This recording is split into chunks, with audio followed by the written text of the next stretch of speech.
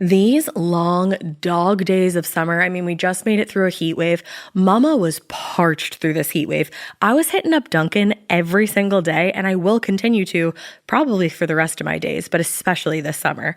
Dunkin' is helping everyone stay cool this summer with its lineup of refreshers.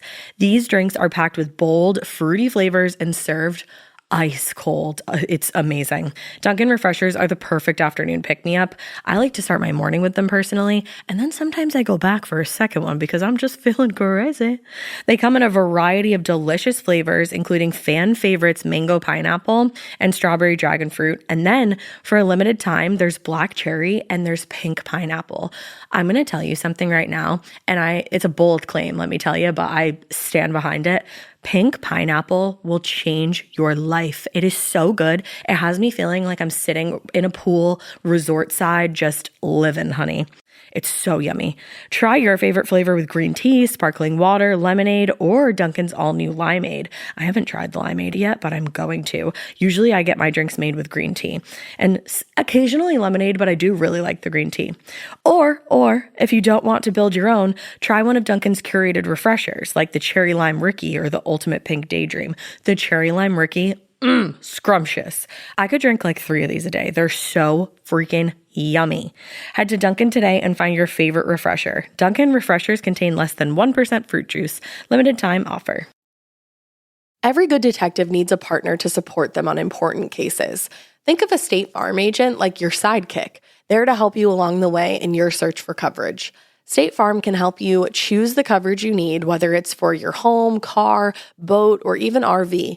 With so many options, it's nice knowing you have help finding what fits for you so you can get back to solving all of life's bigger cases.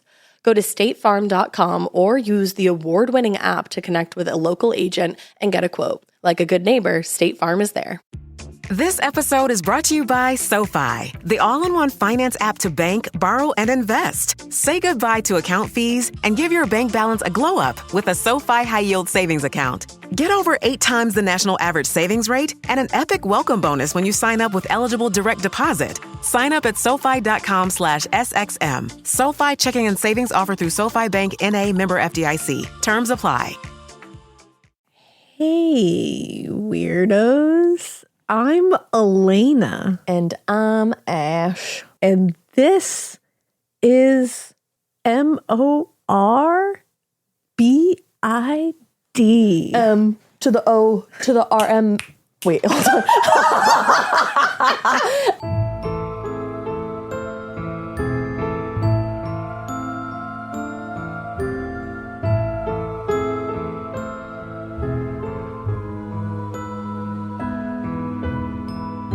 We need to keep that. To the RBID. Morbid. We need to clip that shit right out.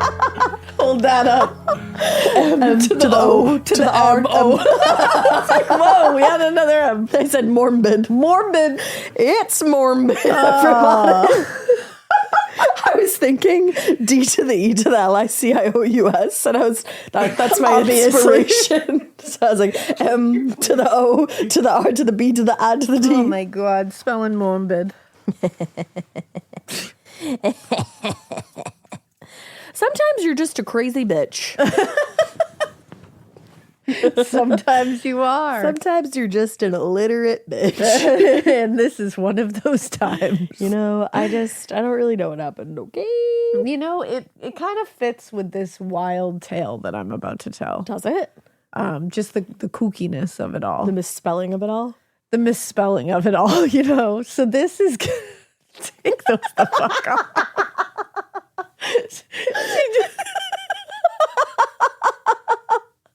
That was such a good reaction.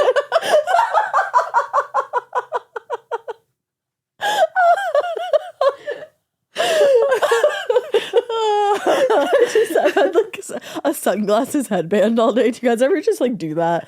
You put your sunglasses on and then you go inside and you put them on your head and you never take them off. Yeah. I just remembered I had mine on my head, so I just put them on. She just slowly put them on. I was ready for you to tell me a cool case. A cool case. She said, take those the fuck off. You got those the fuck off. Close the fuck off. That was so funny. That was very me-coded. Yeah, it was very us-coded. It really was. I don't know why. We're like super goofed today. Oh, it's the end of the week, you know. Yeah. It's the end of so many things and We the finally beginning got of other things. Yeah, So we finally got some good news. yeah, we got good news. So maybe we're just feeling a little silly, goofy. Good news, you good know? news, good news. That's all they want to hear. Yeah. Shout out to Mac. And we're going to talk about Elmer McCurdy, the outlaw mummy. Okay. Who doesn't want to talk about an outlaw mummy? Yeah, sign me the fuck You know, up. let's go, girls. This is a crazy one. It's a wild one. He was like a really bad criminal. And I mean bad in the way that like he wasn't good at being a criminal. Oh, okay. He Not wanted like, to be, but he was not. That's kind of fun. So that gets silly. He was bad at being a criminal. He was very bad at being bad. So on the morning of December, and here's the thing. We're going to start in the end of the story and go back. Oh, because that's the end fun. is really the like, wait, what? Excuse Yeah. me. I love starting at the end sometimes. Don't we all? We haven't you done know? that in a while. We haven't. So on the morning of December 8th, 1976, the My crew, half birthday. there you go, even the year, Yes. you know, the crew of the $6 Million Man, which was a popular science fiction series starring Lee Majors, began setting up for a day's shoot at the Pike, which was, and Blanche just chimed in. She was like, love that place. She said, great flick. It was a family amusement area along the boardwalk in Long Beach, California. The segment was going to be called The Carnival of Spies. Ooh. And it was supposed to take place inside one of the park's funhouse fright attractions, which was called Laugh in the Dark. Well, in the dark. Which also reminds me of the Are You Afraid of the Dark episode, which also, that episode fucked me up. With the scary clown with the cigar. Yes. Yep. Fuck that. Oh, so scary. So the ride was basically like one of those little like tunnel of love kind of rides at amusement parks, but where like two people would ride through. It's dark in there. Share a Little smoochy small kiss. car. But this had an emphasis on the scares instead of the romance. Or maybe both if you're that type of person. I love being scared. Yeah. So that's pretty romantic to me. There you go. You know? I love that. Yeah. So all morning, prop master Chris Haynes had been loading props for the scenes through the back entrance of the ride. And at one point, he came across a mannequin, and it was hanging from a fake gallows, you know, just one of the scenes. He'd already heard about the mannequin from several other members of the crew because they had spotted it earlier in the week and commented that it was like kind of bizarre. It had a weird glow-in-the-dark paint job, and they were like, it was really light, like weird. It just felt strange when you like moved it out of the way. Some guessed that it was made of balsa wood. Others were thinking it was just paper mache. But Chris was like, I don't know about that. Like, I don't think it's either one of those things. And he's like, this looks like really real. Which like, Ugh. And he's like, I don't know if this is just like a really well done mannequin or what. Imagine having that feeling. Yeah. That's so he was terrifying. He was curious. So he approached the mannequin and he grabbed one of the arms and he pulled it off accidentally. Which like, if it's a mannequin, that can happen. Then okay. So at first he's like, okay, I got to try to put this arm back on. So he just like went to put it back on, but then he was like, wait a second. And he looked inside, and typical prop limbs will have like clean cuts, like a solid cross section. This though was like dark and textured. He said it was, quote, almost shredded like beef jerky. No. And in the center, there was something that looked like bone. No, I have a Yeah. beef jerky stick today. I hate that you just said that to me. Fuck that. So Chris Hayes brought the arm over to one of the other crew members and asked what he thought it looked like. He was like, I'm not going to tell you what I think it looks like, but He said, and I hope the you other don't have man was jerky like, for lunch. yeah, he was like, that looks like a human arm. And he's like, definitely one that has seen better days, but it looks like a human arm. So the two guys approached what they had thought was a mannequin before, and they leaned in for a closer look. And this mannequin was unclothed, but it had been hung like really high up the wall, so it was really hard to see any details from down below, especially in the dark. Yeah. But when they got a closer look, they saw that it had male genitalia. Oh, because it's naked. Nike. And Just it dick was flying. But dick flying, and it was far more detailed than any replica they had ever seen. Oh, honey. Yeah. They, in fact, author Mark Svenvolds, which we're going to, we'll put him in the show notes. He said, this was not anatomically correct. This was anatomical. This was anatomy, the body itself. A completely desiccated, mummified human body. Shit. Which, That's a different day at work. Very different. So realizing that they were now dealing with an actual dead human body, Chris Haynes quietly went to get the off-duty cop who was hired by Universal Studios for the shoot, assuming that this cop would know what to do in this situation. It's at this point that the story gets like kind of crazy, because as far as Haynes remembers, he informed the officer, who then reported it to the Long Beach police.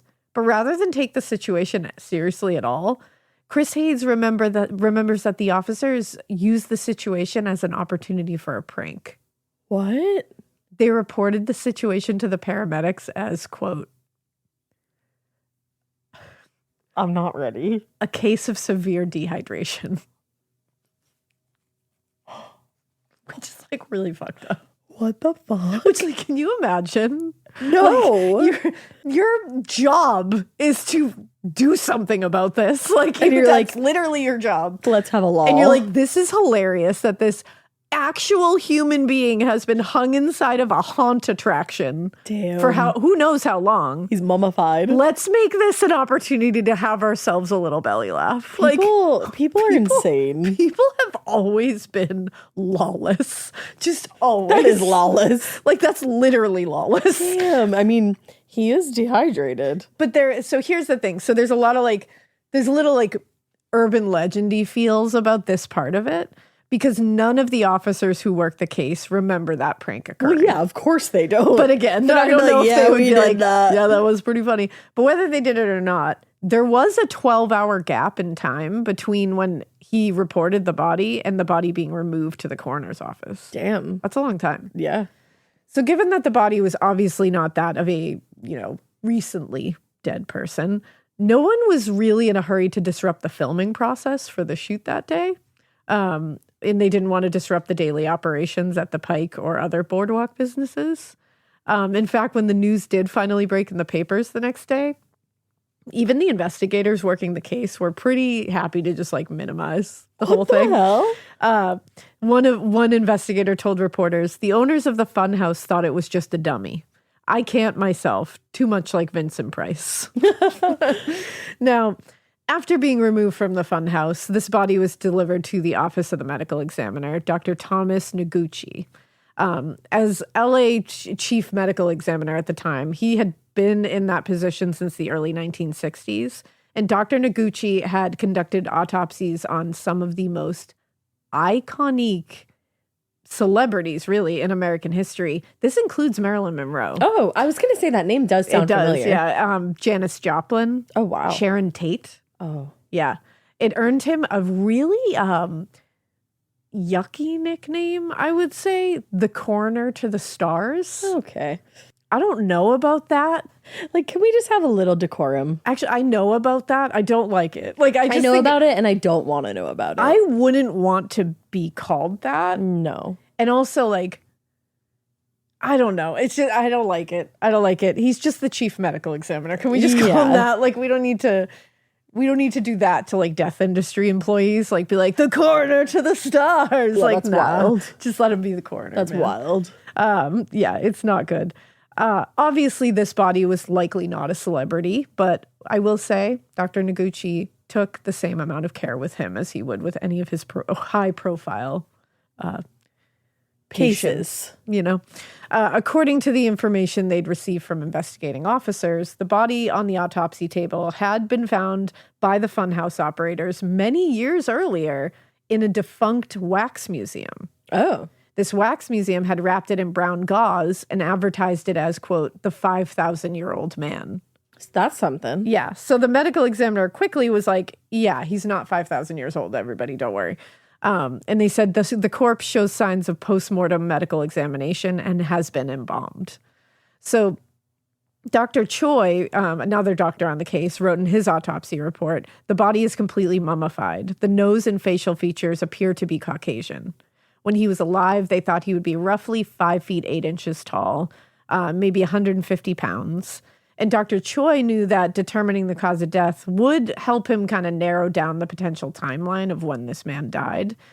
So during the initial examination, the doctors discovered a small hole in the man's chest. They thought this was either a chest tube or a bullet wound, which I think are pretty valid guesses.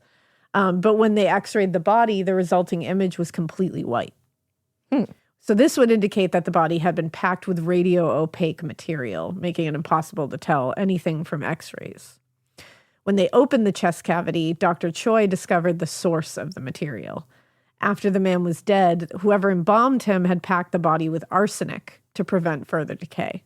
Shoot. This was a common practice in Civil War era America. Oh, really? Yeah, but it had definitely like fallen out of, being a common practice by the early 20th century.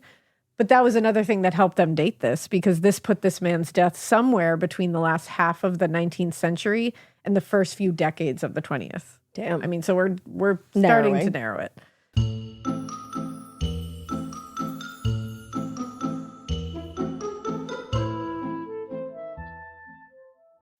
This show is sponsored by BetterHelp. There is such a stigma surrounding mental health, but especially men's mental health. If you listen to this show, you know that pretty much from the dawn of time, men have, been looked down upon for going to therapy and things like that. And it's like, why? That's ridiculous. Men today and at all times have faced a lot of pressure to perform, to provide, to keep it all together. So it's no wonder that 6 million men in the U.S. suffer from depression every year, and it's often undiagnosed. Listen up, men. It's okay to struggle. Real strength comes from opening up about what you're carrying and doing something about it so that you can be at your best for yourself and everybody else in your life. You guys know I go to therapy. I've benefited from therapy, and I 10 out of 10 recommend therapy for literally everybody. As the largest online therapy provider in the world, BetterHelp can provide access to mental health professionals with a diverse variety of expertise. Talk it out with BetterHelp. Our listeners get 10% off their first month at BetterHelp.com/morbid. That's BetterHelp, HELP.com/morbid. The best summer pieces are the ones you end up wearing on repeat. Comfortable, versatile, and somehow right for almost every occasion. Quince makes it easy to create a summer wardrobe that you'll love, with elevated essentials made from premium materials like European linen, organic cotton, and washable silk, without the traditional retail markup. I love that! Quince's 100% European linen pants, dresses, and tops are the pieces that you absolutely will reach for all summer long.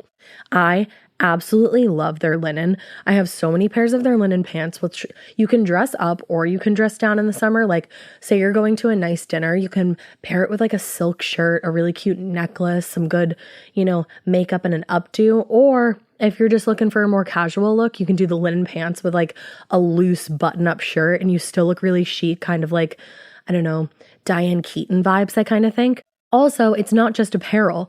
Quince also offers elevated essentials for your home, from bedding and bath to kitchen essentials and furniture.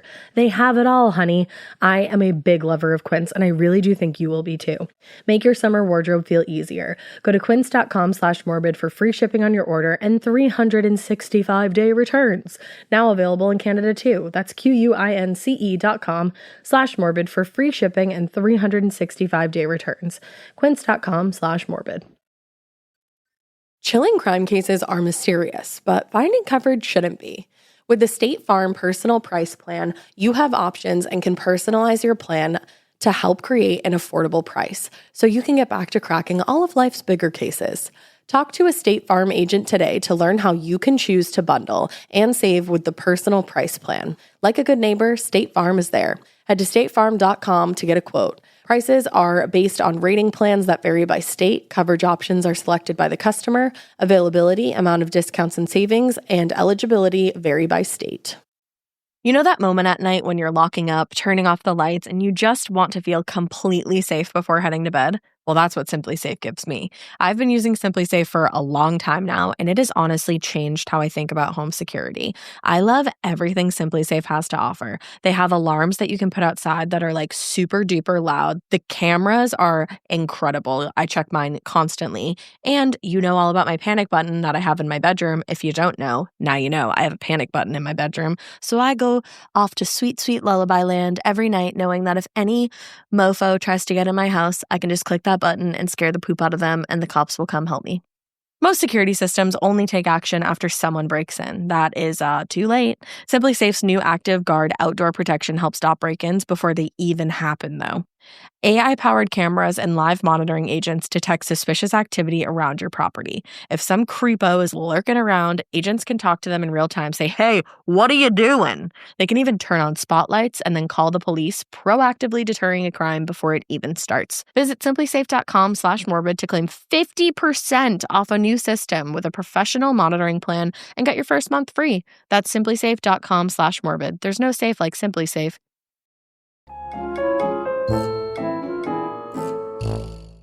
It was the arsenic that had prevented the x-ray machine from showing anything. But now that they were able to open him up, organs exposed, Dr. Choi saw that there was evidence of hemorrhaging in one lung and a perforation in the other.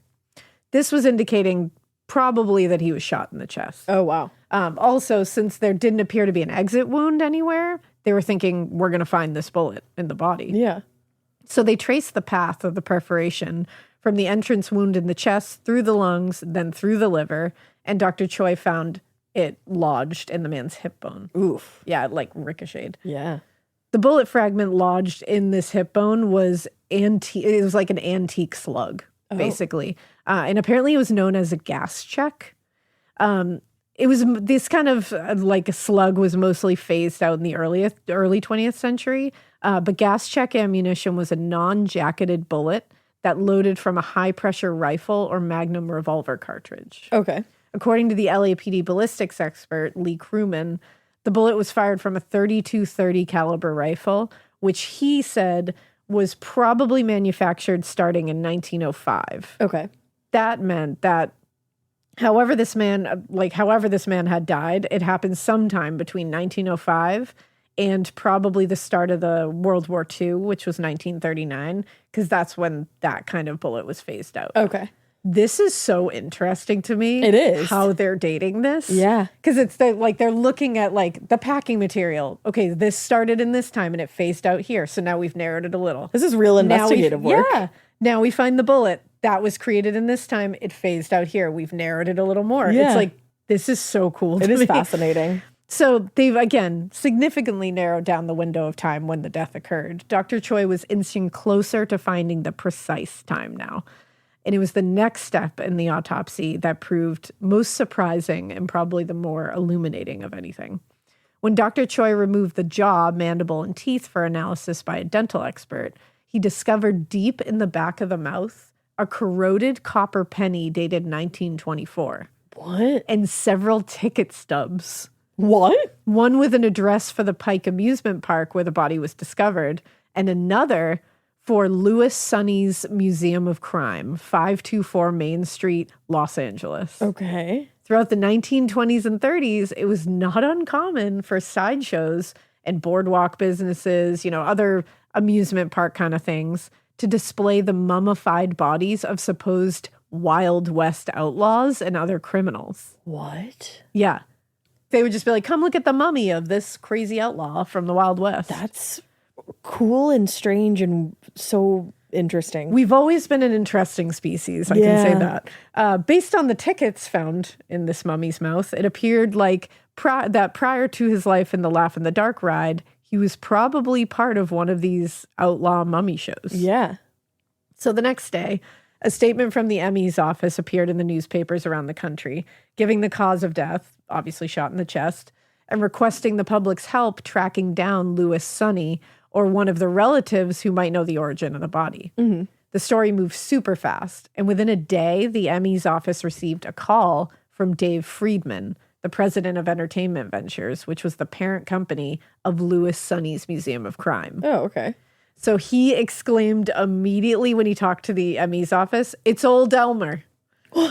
And so according to Friedman, the body was Elmer McCurdy, a small-time bandit who was gunned down by a sheriff's posse after robbing a train in Oklahoma in October 1911. The way he just knew. He said, it's Elmer. Oh, that's old Elmer. Oh, it's old El. Like, what the fuck? So Friedman claimed that since no one had claimed McCurdy's body after his death, the enterprising sheriff at the time sold the embalmed body of the outlaw to the operator of a traveling carnival for display in their sideshow. Wow. In 1921, Louis Sonny, the founder of Entertainment Ventures, quote, obtained McCurdy's body in 1921 as security on a $500 loan that was never repaid. Instead of $500, you get this guy? For collateral, you just get this dude. Okay. Like what the fuck? Alrighty. Bounties were different. Yeah, a little bit. Since then, Elmer McCurdy's body was displayed in various sideshow and boardwalk attractions until the practice of displaying mummified corpses fell a little bit out of favor with the public around the late 1940s, I'd say. All right. Took us a little bit. All right. Took us a little bit. We said, you know what? This isn't great. I did see a crazy kind of mummified body of a clown in California at the CIA. Welcome to the CIA. I don't think the CIA is a thing anymore. Yeah, I remember you telling me gone. about that when I was probably like 9. Yeah, and I was like, place was crazy. What?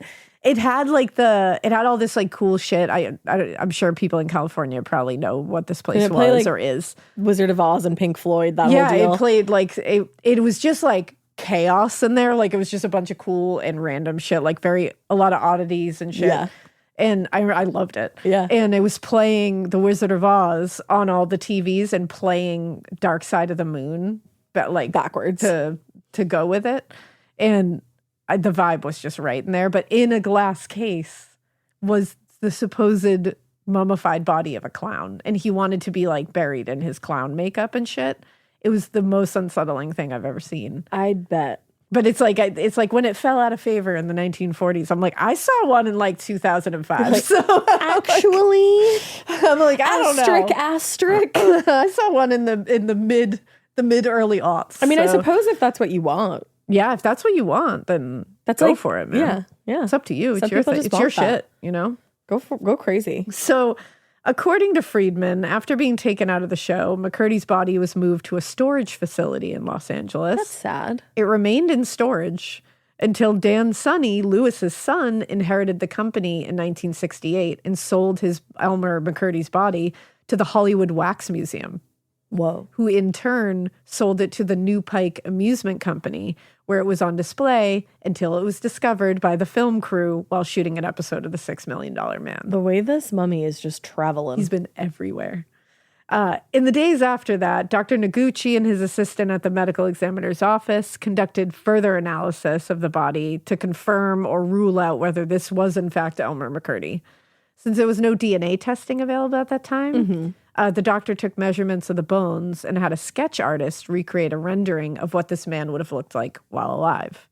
Based on a few existing photographs of Elmer McCurdy that were provided by the Oklahoma Historical Society, actually, the doctor and his team were able to confidently confirm that the amusement park mummy was indeed the corpse of Elmer McCurdy.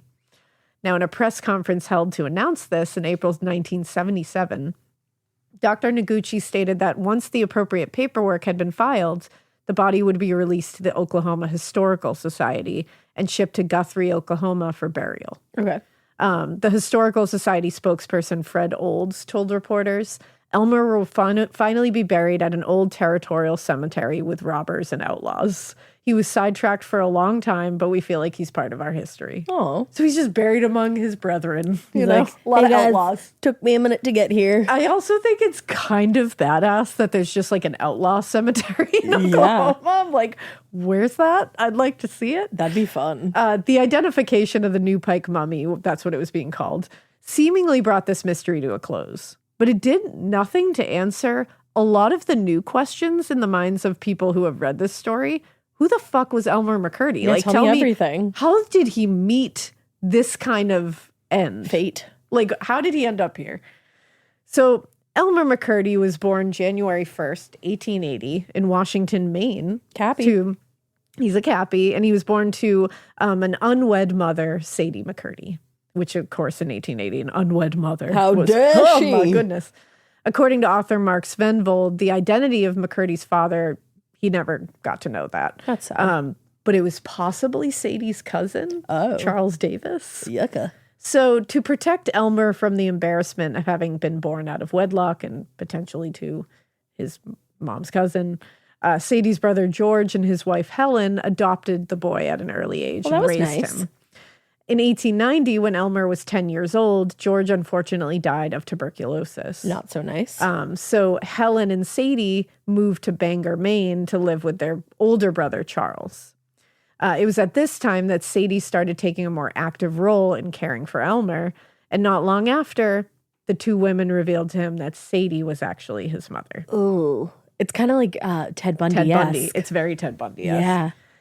Understandably, this is very traumatic. I can't imagine. Yeah, absolutely. He had recently lost the man who he thought was his father his whole life. And now he's finding this out. Like, that's a lot for a kid. Not only is he finding out that this woman is not his mother, but his aunt, and that his aunt is his mother. Yeah. And that now he actually is realizing he's never even known his father and won't. And that it was his beloved uncle who died. Like, Yeah. that's just a lot. Fuck. So according to Svenvold, those who knew McCurdy said this was the point that things turned for him. Understandable. Caused him to become unruly and rebellious. I too might become unruly and rebellious. So within a few years, while very much still a child, Elmer started developing a drinking problem. Oh, God. That would follow him the rest of his life, unfortunately. The first signs of like big trouble came when he was arrested at age 15 for starting a bar fight in nearby Belfast, Maine. Why was he in a bar? Yeah, that's what I'm saying.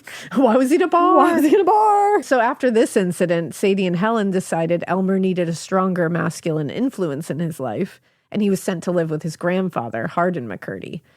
Hardin McCurdy actually really did help him. He helped him find an apprenticeship with a local plumber. Ooh. This was a lot of structure, a new routine, and it actually seemed to suit Elmer. Like, Nice. He liked this kind of structure. And by the time he was 18 years old, he had become an expert. Wow. So this was great. It seemed to be working well. The grandfather was good to him, got him on the straight and narrow, but it was short-lived because in 1898, just as McCurdy was settling, trying to get out on his own, the American economy took a downturn. It's always going to do that. One thing about the economy, she always is going to crash out. She's always going to crash out, Recession indicators everywhere. It's always going to happen. So, and it really hit rural areas like Bangor and like Banger, Maine. It hit it particularly hard out in the rural areas. Yeah. So because of this recession, a lot of businesses are closing. Millions of people are losing their jobs. Thousands left their small towns and villages to find any kind of employment. So not great to be setting out on your own in this situation. No. So in Bangor, Maine, Sadie and Helen both lost their jobs and and this hit Sadie really hard. She always was prone to anxiety. So losing her job in this kind of recession was just not great. Right.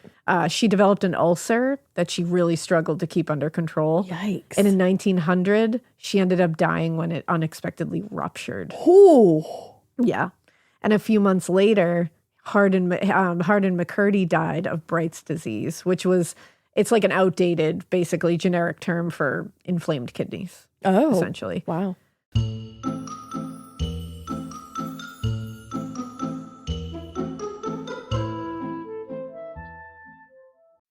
I think we can all agree that trying to save money and managing your finances is most of the time a really big headache. Trying to balance your checkbook, trying to pay all your bills, trying to keep track of everything, it's a lot. Even overdraft fees, missed payments, wishing you had ways to save more. It's stressful. But you know who gets that? Chime. Chime understands that every dollar counts. That's why when you set up direct deposit through Chime, you get access to fee-free features like free overdraft coverage, and you can get paid up to 2 days early with direct deposit and even more. You can learn more at chime.com/morbid, or you can listen to my experience with Chime. You get paid 2 days early with direct deposit. Do you understand how helpful that is? If you run into an issue a couple days before you get your money usually, you can just get that direct deposit 2 days early, and then boom, you have money to pay for that issue. Also, there's 24/7 customer support, and I love that. You need that. There's also a ton of tools for daily balance updates and real-time transaction alerts that shaped my spending habits. It's so easy to create a budget. Work on your financial goals through Chime today. Open an account in 2 minutes at chime.com/morbid. That's chime.com/morbid. Chime feels like progress. Chime is a financial technology company, not a bank. Banking services and debit card provided through the Bank Corp NA or Stride Bank NA. Members FDIC. Spot me eligibility requirements and overdraft limits apply. Timing depends on submission of payment file. Fees apply at out-of-network ATMs. Bank ranking and number of ATMs according to U.S. News and World Report 2023. Chime checking account required. You know that feeling when you come home late from work and those puppy dog eyes just pierce right through your soul? Or when you're packing for a trip and your cat refuses to leave your suitcase? Yeah, we've all been there. Pet parent guilt is real. And you know what? It's completely normal. That's exactly why Hill's Pet Nutrition exists. They understand that being a pet parent means being human, with all of our imperfections and daily juggling acts. Hill's science-led nutrition helps you give more love than humanly possible. Whether it's those long work days or trying to balance attention between multiple pets, Hill's Pet Nutrition gets it. They've created science-based nutrition that supports your pet's lifelong health, so you can feel confident even when life gets hectic. Because you're only human, there's Hill's. Science does more. Ready to let go of the guilt? Find the right food at hillspet.com/podcast. That's hillspet.com/podcast. Do you remember in school when you just knew that your teacher had a favorite of everything? They would always use the same blue dry erase marker when they wrote on the board, or they would talk nonstop about their favorite element during science. I had a teacher once that literally had a favorite brand of marker. She would only write with specific markers, and if another marker ended up in her classroom, she was TO'd. And honestly, I was probably her favorite student because at the end of the year, I got her that specific brand of marker. Let's talk about their real favorite thing though, their favorite tissue brand. Kleenex. According to Teacher List, they are the #1 facial tissue trusted by teachers. Kleenex Ultra Soft tissues are silky soft to help prevent skin irritation, and now you can take them anywhere with Kleenex Snap and Go. I absolutely love Kleenex Snap and Go. It's so perfect to have that in your car. I had a cold last week and I was just... Honey, my nose was a faucet. I hate to do this to you, but it was disgusting. Drew literally came out of our garage with like 15 of the Kleenex Snap and Goes, and I put those in my glove compartment, and honey, they were easy access. It was so nice knowing that I didn't have to blow my nose into like an old wrapper that I had. Ew. So do the best thing for your kids' teachers and stock up on the ultimate classroom favorite. Maybe it'll make them their teacher's favorite student. They definitely have a favorite. Don't even get me started because again, you know it was me. For whatever happens next, grab Kleenex.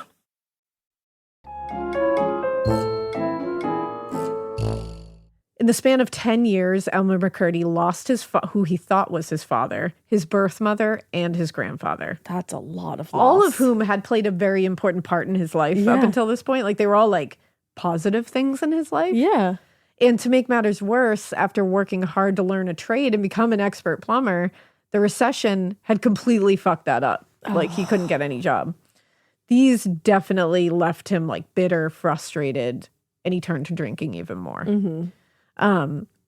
So he decided there was not a lot left for him in Maine. So he decided to go find something somewhere else.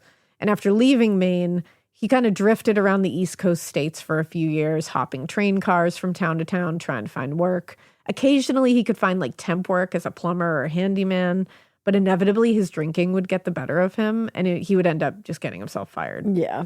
In 1903, he found himself in Iola, a small town in southeast Kansas. And about a decade earlier, a large deposit of natural gas had been found under the ground there. Oh, shit. Which is pretty interesting. And it resulted in like a boom of new industry and a big increase in the town's once very tiny population. So in response to this whole thing, they're becoming a successful town now. The town leaders went out of their way to erase any traces of this former like Wild West identity. They wanted now to present Iola as like this up and coming, hub of industry, the future of Kansas. Mm-hmm.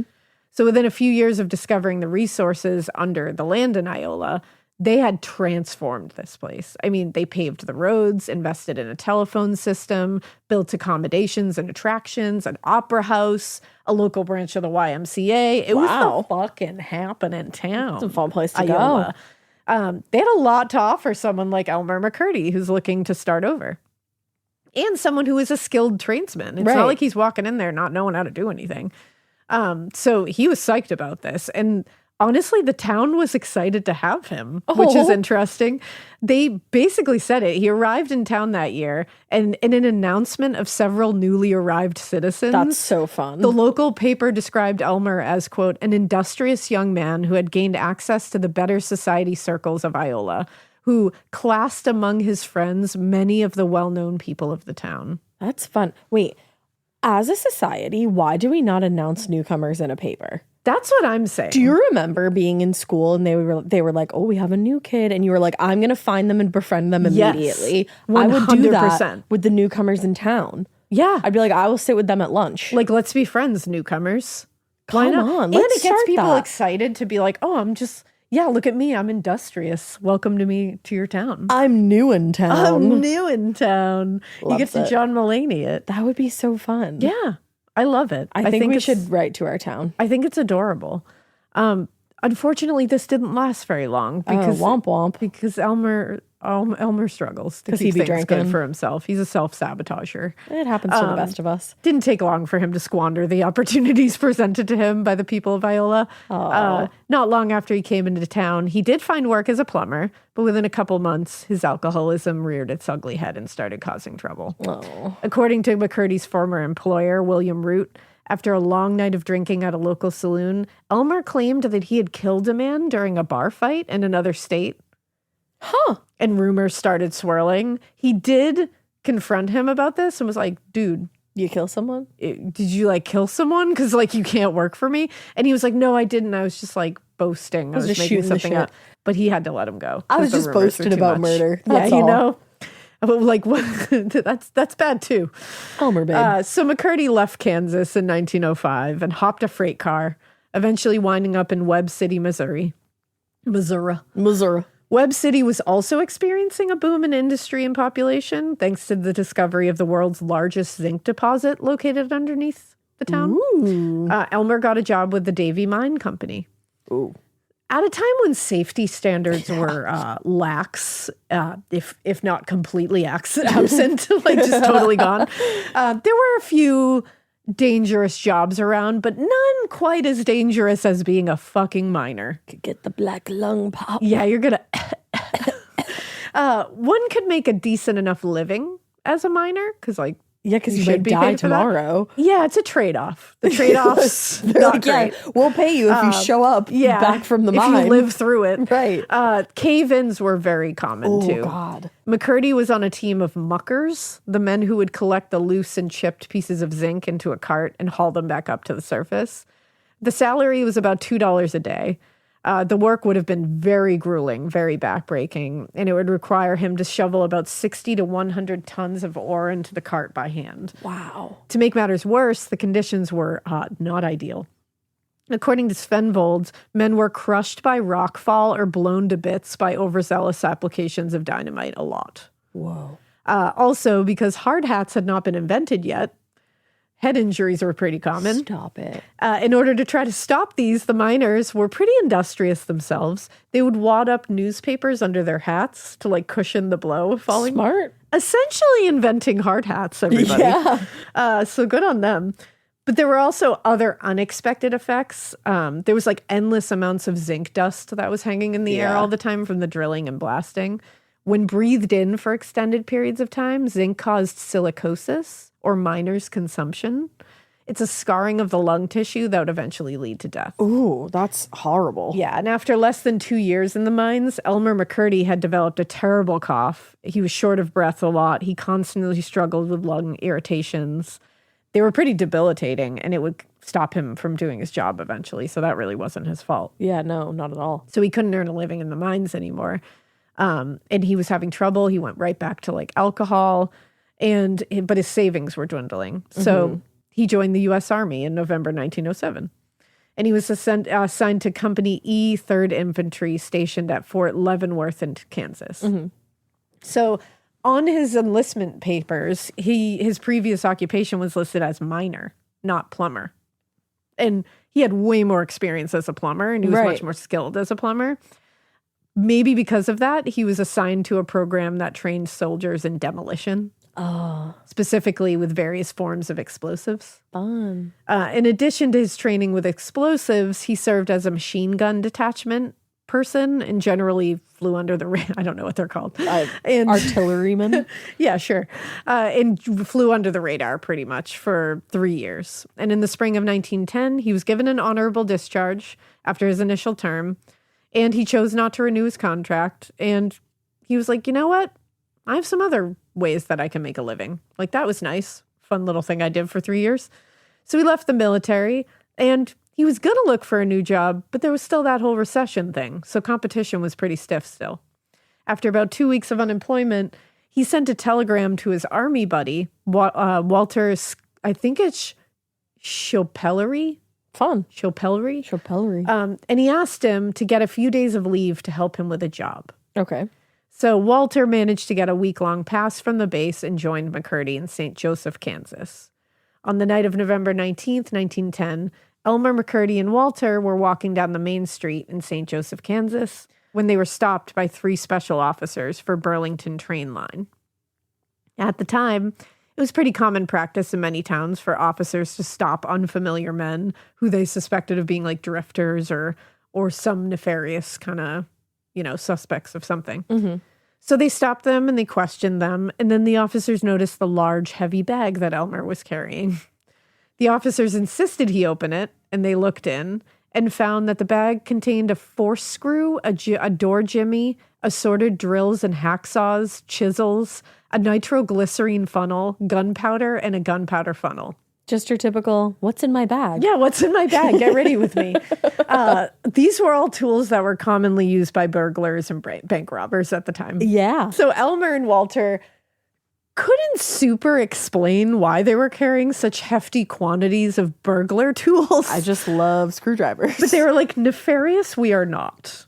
But they were like, okay, cool, what are you? And they were like, not sure. Not nefarious. Can't explain it, but we aren't nefarious. We are unnefarious. But the officers could see right through that shit. And in the affidavit filed for their arrest, the officers asserted that the men were in possession of, quote, mechanical devices adapted, designed, and commonly used for breaking into vaults and safes. Oh, no. Just 2 weeks out of the army, and Elmer has already been arrested. Damn, only 2 weeks. Worse than that, he was facing felony charges that carried a sentence of between 2 and 10 years in prison. Yikes. Broke and unable to find either a lawyer or a decent explanation for why he was carrying burglar equipment, he concocted a new plan. On November 23rd, the day of his court date, Elmer wore his U.S. Army uniform and headed into court. No. So Elmer explained that, no, he was not carrying the tools of a common burglar. What was he carrying? What? Like, come on. He said they were parts to an invention that he and Walter were trying to patent.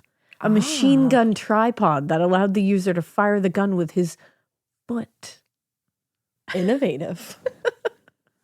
Elmer went as far as to ask for a continuance so he could subpoena his commanding officer, Captain Charles Murphy, who he claimed would testify to the veracity of these claims. You're not in the army anymore. Yeah. So everyone in the court was like, that's bullshit. Like, I am sure of that. And unfortunately, I think he I know he overplayed his hand here because he actually subpoenaed Captain Charles Murphy. Oh. And I don't think he thought this would go further than that. I thought he would just be like, kind of like he won't bluff and they would be fine. But to Elmer McCurdy's surprise, when the arraignment resumed a few days later, Captain Murphy appeared in court and he explained those bits of metal would have absolutely no use in any machine gun of mine. Yikes. In response, Elmer McCurdy jumped up from his seat and lunged at Captain Murphy and had to be restrained by the officers in the court. This outburst, with the fact that Elmer was clearly lying about the tripod machine gun that you could use with your foot, was sufficient enough evidence for the judge to return an indictment, and a trial was scheduled for January 1911. Understandable. Like his ejection from Iola Society a few years earlier, the arrest and indictment in St. Joseph was definitely another turning point for Elmer McCurdy. It was yet another experience that made him just think, you know what? I don't belong in the polite society. I belong amongst the criminals. The criminals. As Elmer sat in jail awaiting his trial, he started making friends with the other inmates because he's Elmer, you know? Yeah, you gotta shoot the He's going to shit. talk to you. You gotta do He just is. something. Talk to her. Including a man named Walter Jarrett. At the time of Elmer's arrest, Jarrett was serving a short prison sentence for a petty burglary conviction, but he also had some experience robbing banks and had served longer sentences in the past. So he was like, not to brag. Kind of a career criminal. Like many men his age, Jarrett had grown up idolizing the outlaws of the Old West. You know, Jesse James, the Dalton brothers. Men who had like bucked modern society standards and made a living, you know, just robbing. Shooting. And being violent. And riding horses. Exactly. And once he was grown, Walter Jarrett was determined to be just like his childhood heroes, which landed him in jail a lot. So it was Jarrett who convinced Elmer McCurdy that if he was able to get out of his current predicament, you know, the two men, Jarrett and he, they could they could maybe like do something together. Like he's like, I can rob banks. Like I've done that. He said, and let's he's like, collab. and you, Elmer McCurdy, we could do a really good collab here because I think you can explode things. Yeah, he said post for post. Like you went in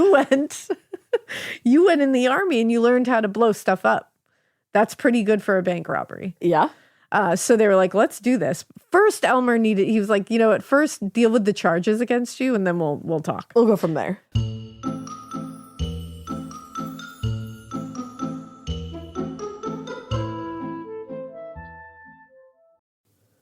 You know that feeling when you come home late from work and those puppy dog eyes just pierce right through your soul? Or when you're packing for a trip and your cat refuses to leave your suitcase? Yeah, we've all been there. Pet parent guilt is real. And you know what? It's completely normal. That's exactly why Hill's Pet Nutrition exists. They understand that being a pet parent means being human, with all of our imperfections and daily juggling acts. Hill's science-led nutrition helps you give more love than humanly possible. Whether it's those long work days or trying to balance attention between multiple pets, Hill's Pet Nutrition gets it. They've created science-based nutrition that supports your pet's lifelong health so you can feel confident even when life gets hectic. Because you're only human, there's Hill's. Science does more. Ready to let go of the guilt? Find the right food at hillspet.com/podcast. That's hillspet.com/podcast. This is a paid ad by BetterHelp. I happen to be somebody that struggles with people pleasing. So a lot of times I will build things up and up and up and up and up and then kind of get to the point where I'm like, I need to let this out to this person. Even in 2026, that stigma and just stigma in general can get in the way of a lot of things, like getting support for your mental health. Maybe you've encouraged friends to consider therapy while avoiding taking that first step yourself because you're busy. You're worried about what other people might think or telling yourself that you should handle this all alone. But therapy with BetterHelp, the world's largest online therapy platform, can be a space to slow down and talk through what's been building before it feels unmanageable.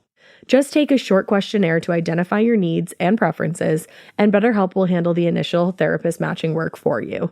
Their industry-leading match rate means BetterHelp typically gets it right the first time. Feel confident knowing BetterHelp therapists work according to a strict code of conduct and are fully qualified.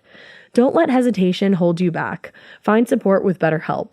Sign up and get 10% off at betterhelp.com/morbid. That's BetterHelp, HELP.com/morbid.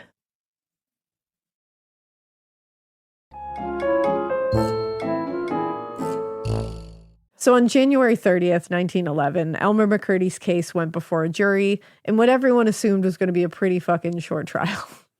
But within the first day, it seemed like things might actually be working in Elmer's favor. The prosecutor was only able to find one person who would testify against his machine gun defense.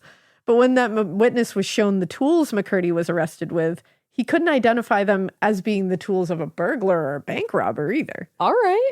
Like, basically, like, I can't say they are and I can't say they aren't. He said they're just tools. Also, Elmer was able to find U.S. Army officials who were willing to testify that McCurdy, quote, was the best damn soldier in the whole damned army. Wow. Yeah. What a compliment. In the end, it all came down to a matter of reasonable doubt. And nobody knows if the jury actually believed the tripod machine gun claim. But the prosecution was unable to prove that the tools were like a bank heist toolkit. Yeah. And he was acquitted of the charges. Okay, Elmer. Yeah. Following the acquittal, Elmer was free to go and immediately sought out Walter Jarrett to begin their life of crime. Let's go. Yeah. And by then, Jarrett had already talked up Elmer to his brothers, particularly his experience in exploding things, you know. In the spring, the gang broke into a general store in Oklahoma and stole the ammunition and tools they needed for their first big job, which was robbing the St. Louis Iron Mountain train. Oh. On a routine mail run in April, the gang caused a disturbance on the tracks, which forced the train to come to a stop. Once the train was stopped, the gang opened fire, showering the express car in a hail of bullets. As the passengers of the train panicked, the Jarrett brothers entered the engine car and held the engineer at gunpoint. In the meantime, Elmer entered the express car to blow the safe up. That's where there would have been this large sum of money. Unfortunately, Elmer turned out to be, less of an expert than they were expecting. Because remember, he went into the army with lots of experience in Plumbing. Like he could plumb. Yeah. He wasn't that great with explosives. They just were like, sure, let's have you blow shit up. Okay. So he was not great. And the men returned to the train car to find that the explosives had been unsuccessful in opening the safe. But determined, because Elmer, we will find out, is nothing if not determined. Okay. He tried again, but he was still unable to blow it up. Likely because he had no idea what he was doing.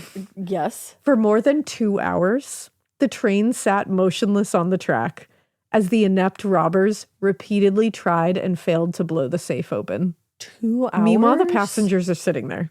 Just watching these bumbling idiots try to open this safe. 2 hours is a long time.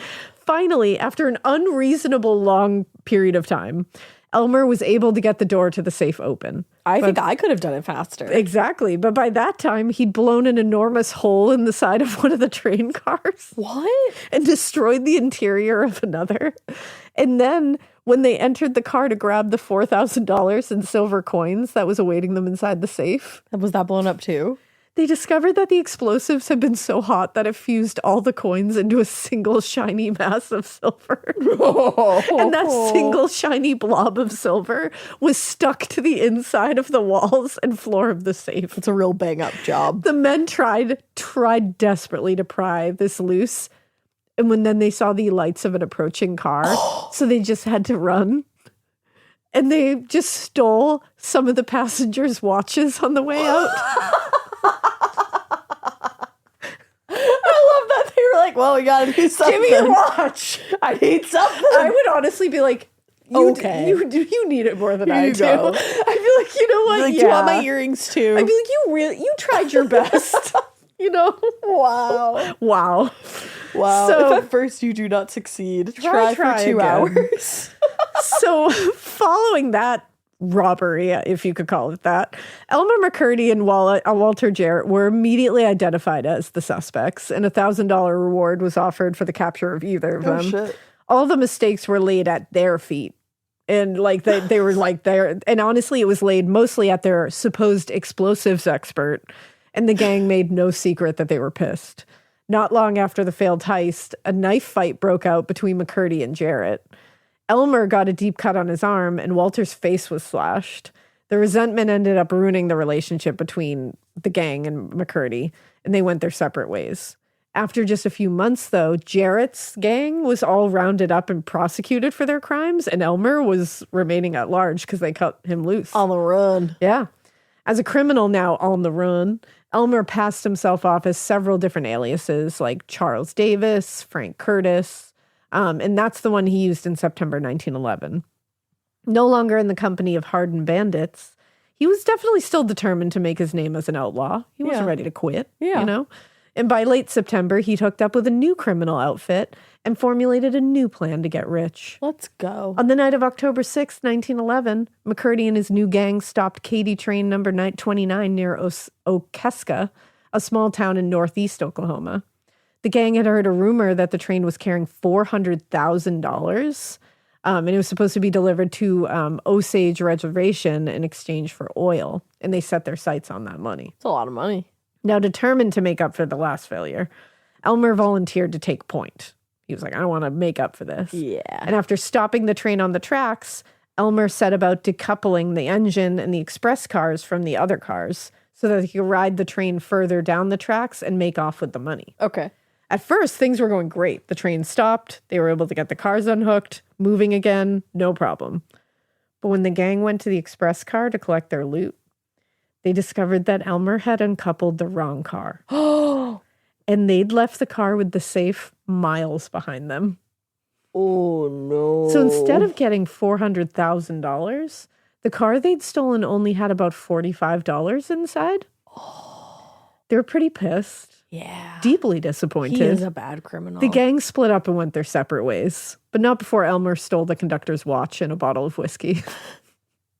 I love that they all, in that moment, they were pissed. They were disappointed, and then they all just went, fuck y'all. And they all just went different ways, and Elmer stole whiskey and a watch and was like, peace. Yeah. So now separated from the gang, and he's walking on his own now, just left that whole shenanigans. On a sad boy walk. Oh, yeah, true sad boy walk. Elmer fled into the Osage Hills, but the law wasn't far behind. The long arm of the law. The longest arm of the law. The area where McCurdy had fled proved far more difficult to traverse than he'd expected.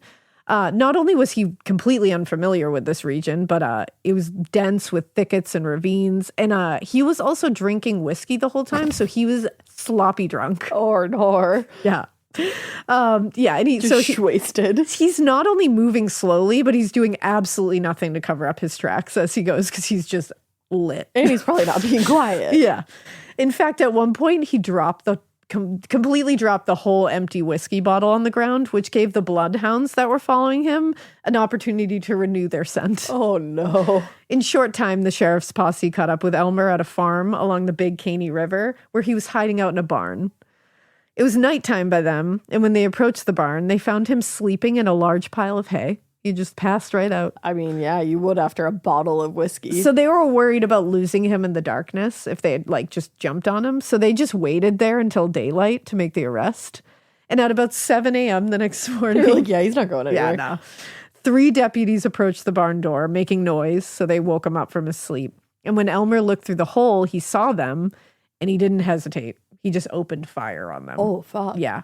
Bob Fenton later said, he took a shot at me first. Then he took a shot at Stringer. After that, he took 3 shots at Wallace before we opened fire. Oh my God. Elmer McCurdy had proven a poor explosives expert, and as it turns out, he wasn't that great with a rifle either.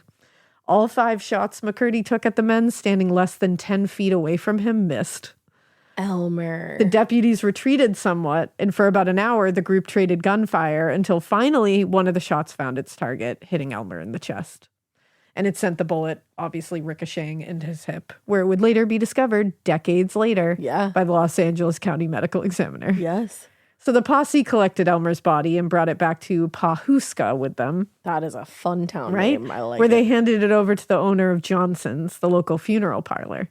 Knowing that no one was going to come claim the body, the undertaker saw an opportunity to make some money. So he treated the body with an arsenic compound, creating the situation that would allow the body to be mummified over time. And after that, Elmer was stored in the back room of Johnson's, where the proprietor charged a nickel for people to come look at him as he was billed as the bandit who wouldn't give up. What? You know, that's so nice. They were like, he tried again. You know what he did? He was the little bandit who could. He was. Toot toot. Who really couldn't, but you pay a nickel, you can see the bandit that wouldn't give up. Dang. To the Undertaker's surprise, 5 years later, a man came into the funeral parlor saying he was McCurdy's long-lost brother. What? And he tearfully begged the Undertaker to give Elmer's body back to him so he could give him a proper burial. That's fake as fuck. Not wanting to run afoul of the law, the Undertaker was like, absolutely, you can have the body. Take your brother. It was only later that he learned that this long-lost brother was, in fact, the owner of the traveling carnival who tricked him into handing over his sideshow star. Trickery. And so it was that Elmer McCurdy entered the carnival and sideshow circuit, getting passed from one traveling show to another until he finally ended up hanging in the Laugh in the Dark ride at the Pike in Long Beach. Girly pop. That was a tale. For the most of his life, he had tried and failed to make a name for himself. First as an upstanding member of society, then as a hardened bandit and train robber. But it was in his death that he finally achieved the notoriety that he felt he deserved. Yeah. Once all the paperwork had been signed and filed after he was discovered, Elmer McCurdy's body was released to the Oklahoma Historical Society, and the Indian Territory Posse of Westerners. That's the name of it. Yes. And in April 1977, Elmer McCurdy was finally laid to rest at Boot Hill Cemetery in Guthrie, Oklahoma, 66 years after a bullet fired from the Osage County Sheriff's deputy ended his life. Wow. And that is the tale of Elmer McCurdy, the outlaw mummy. Sister. What a journey we just took together. I think that story slaps. That is a slap I think of it a is story. a wild tale. I think Elmer is a character. Yeah, I For would sure. say so. I feel bad for his beginnings because I think Yeah. it really colored the rest of his life, and it looked like he got, you feel you're like he got into the cups, Yep. and it took him away from being an upstanding member of society, Yeah. and he just couldn't catch a break, Yeah, don't be and drinking. he just wasn't good, and he wasn't even good at being bad. That's the know. thing. He I don't was- think he was meant to be a He bad was guy. destined to be good. Yeah, he was destined to just be Elmer, Yeah, just be a cool plumber. But it's sad what happened to him after. I know, it is sad. And it's really wild that was able to happen for so long. Sure is. So, What a world. yeah, that's the tale. Well, Crazy tale. with that being said, we hope you keep listening. And you should, because that's a crazy tale. There's more where that came from. And we hope you Keep it weird. But not so weird as Elma. Selma. As Elma. Come on. Don't keep it so weird as Come on, Elma. Elma. That's crazy. That guy's a freaking crazy guy. A freaking crazy guy.